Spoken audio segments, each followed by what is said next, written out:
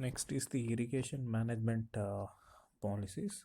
In this irrigation management policies, we have to know about the irrigation's efficiencies and the government how it will be management policies includes.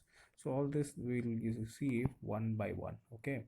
So in the irrigation management policies, so it is the government irrigation management policies that includes the three rules and some few basic principles.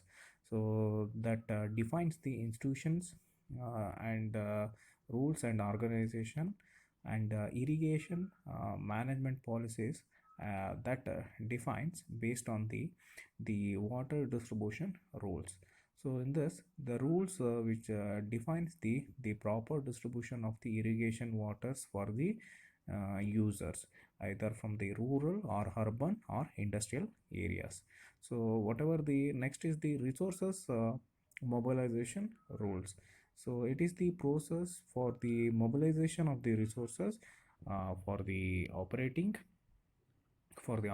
and the maintenance of the system, that including the requirements for the payment of the irrigation fees and for the contributing to the its labors. So next is the conflict resolution rules.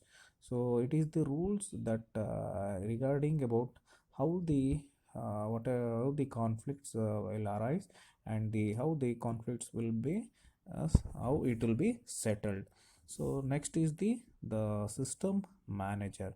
System manager, he is the person who organization where it is the responsible for the operation and the maintenance for the resources mobilization and for the conflict resolution.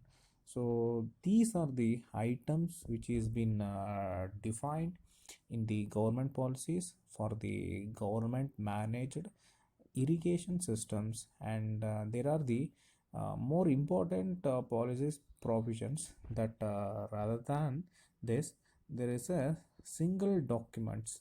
So that is the next when we explain about irrigation management transfer, I will explain about that in a detail.